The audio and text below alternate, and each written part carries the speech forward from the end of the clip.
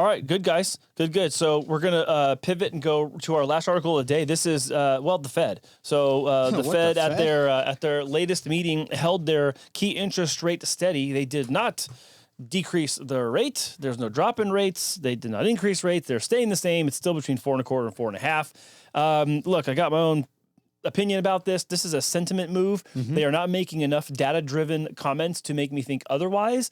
And even the comments that other analysts are making about, oh, well, the tariffs might this and might that. There's a lot of might and should and could conversation going on. And a lot of like, oh, uncertainty and this and that's like, none of this is measurable things. You can ask people sentiment and then say that what your measured sentiment was, but it's still sentiment. It's not data. And that's the part that I think that's very curious to me. I think that they don't know what to do. I think they're paralyzed. Yeah. And their best bet is just to kick the can down the road and wait until something next happens first for them to react to. Because again, I said it a million times, the Fed is reactionary. They don't cause things to happen. They react to things that happen. Yeah, it's funny. I saw this emoji of Jerome Powell. It's a cartoon. And he was on a wheelchair with broken arms, broken legs and everything. And saying, I will remain still. Oh, my God, dude. That's terrible.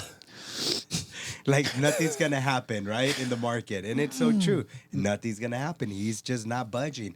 Even after, our president saying, hey, you got to do this. And we see all the financial indicators that will allow for a rate decrease, a Fed rate decrease. It's just not happening. Like, all the things they said they wanted to see, we're seeing. They're there. And it's exceeded those expectations. It's baffling to me that, in recent history, their stated objectives are now being maintained or met and maintained, and still they're refusing to budge.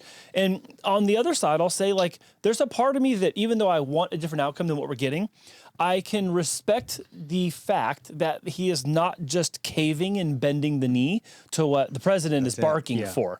I can respect that because it does give me a sense that there's still some autonomy and he's not just going to have his arm twisted behind his back to do whatever whoever's in charge says. Yeah. Because I really don't want that on either side of the aisle, whether it's a Democrat or a Republican. I don't want that person just bending the arm of the Fed chair.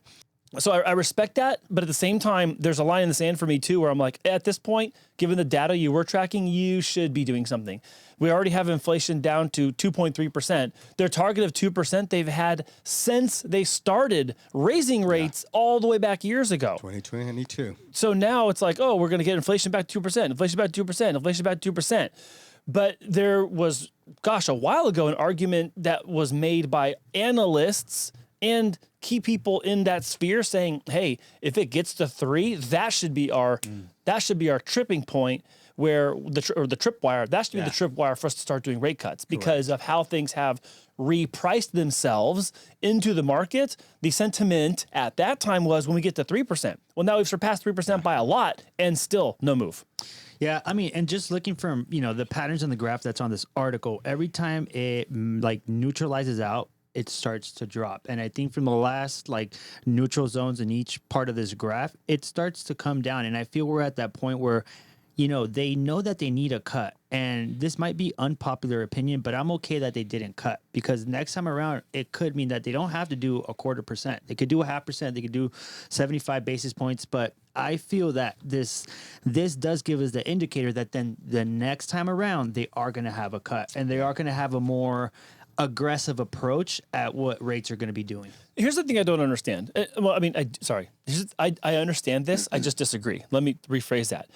They did 3 rate cuts last year, and we're at the end of June, and they've done none this year.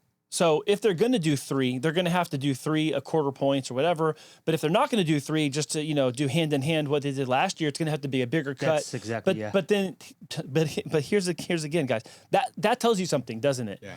If they hold, and then drop by 50 basis points or 0.5%, 3/4 or a whole percent, then that tells you something. And what that's retroactively going to mean is, oh, see, y'all waited too long. And then you waited too long, this other thing reared its ugly head, and now you got to drop rates.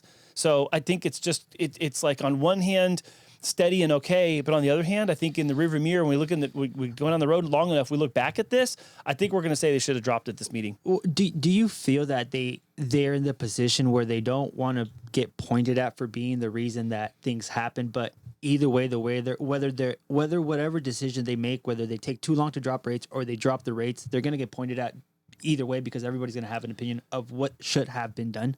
Yes, but the thing about them having a stance of having price stability and them getting inflation back down to where 2% is, like those are their stated goals. So if they've already made such tremendous progress on their stated goals, then if it's gone past other metrics as well, then reducing the rate won't hurt what their goals are. And I think the fear is what's making them stay neutral now. I think they're holding out of fear, not out of data.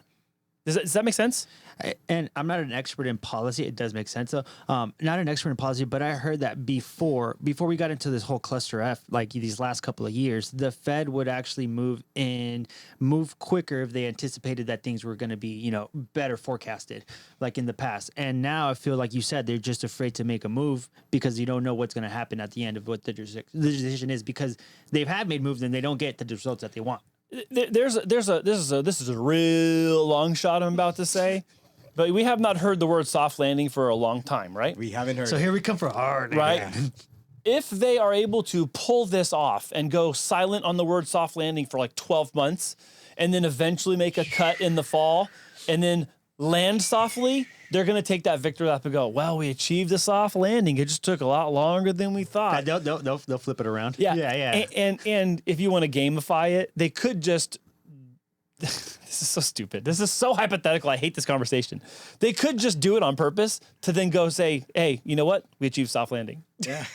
Like at this point, because like, if you really think about it, like if all the metrics are there, if all the signs are pointing there, then if we know that the data is all pointing at drop the rates, make a cut, then I think it's just more sentiment and feeling that they're not making a move now. And then we could jump into that argument, but I mean, like, what else makes sense? I think this is a case where people, if they needed to get a HELOC, they should do it now.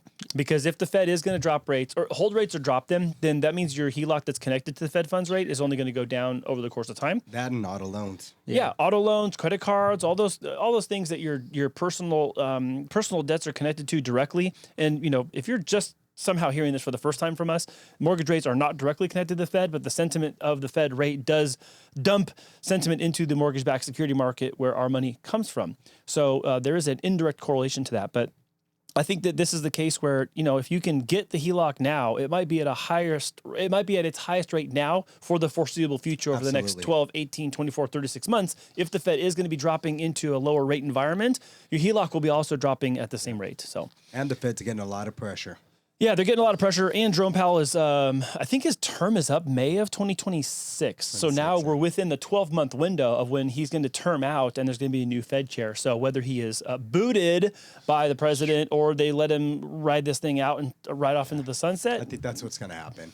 Yeah, it's probably what's going to happen. I can't imagine that, it's worth booting the Fed president with less than 1 year left on his term. Yeah. I don't see an advantage to that, So anyways, we just basically solved nothing in right here, did we? Yeah. No, we didn't. It's just the same thing that's been happening. Another Fed meeting that just went silent pretty much with no anticipation of making moves or anything. It almost feels like stubbornness, right? Like I have all this data and I know that everything's going in the right direction, but I'm just going to be stubborn and not change anything. Yeah, and the market was numb to it too. The mortgage-backed security was any numb. move at Everyone all. was like, "Oh yeah, this is what we expected. Yeah, everything's no big deal. No, Nothing to see here. It was like no rocking the boat, no And then wave the at other all. thing was, consumers are doing good. They're still spending, But what people don't realize is we're utilizing the spending based on what's being spent with credit cards. I know. And we are a country that doesn't save any money. Our savings are in the negative. Yeah. And so all these things are not really shown out there to the public to help them understand what direction we're really going. I just think it's beneficial for Uncle Powell just to, all right, well, I see people spending, so Inflation's not a big thing or anything. Like, let's just keep prices where they're at. Keep eggs high. And that's what the argument that they were saying, that the Fed doesn't really see what everyday people are seeing. So they see the data, and to them, the data, oh, it's good. Yeah. I mean, eggs are like, what, $10? But yeah, no, it's good on the data. Everybody can still pay it based on the numbers. But in reality, you know, there's people that are using the credit cards to be able to just, you know, make that bridge. Oh yeah, no, we're starting to see more people wanting to tap into their equity. Yeah. There's a reason for that, because they're starting to see my credit card debt is increasing. When I go to the gas, it's increasing. When I go to the grocery store, that's increasing. When you're going out, I mean, we went out. I didn't know you can buy your drink now for $18 to $23. Oh, Jesus Christ. Why Like, would you?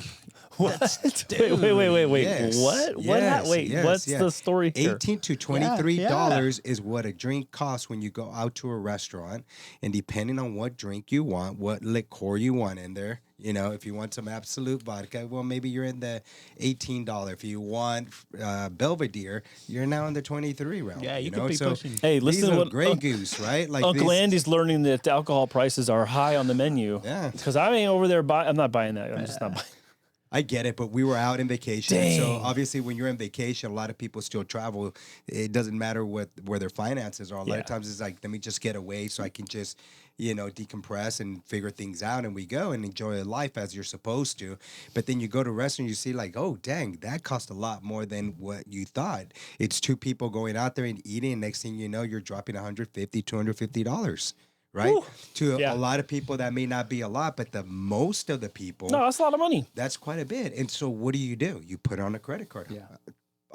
You know, Later. and smash out there a drink. You're like, who cares about it right now? put it You know later. that? later. Hey, take care of this later. But oh my god. that's what's happening is, you know, consumer Yeah. confidence has been down. It's been going downhill because of everything Yeah. that's going on. And we just continue to get into debt.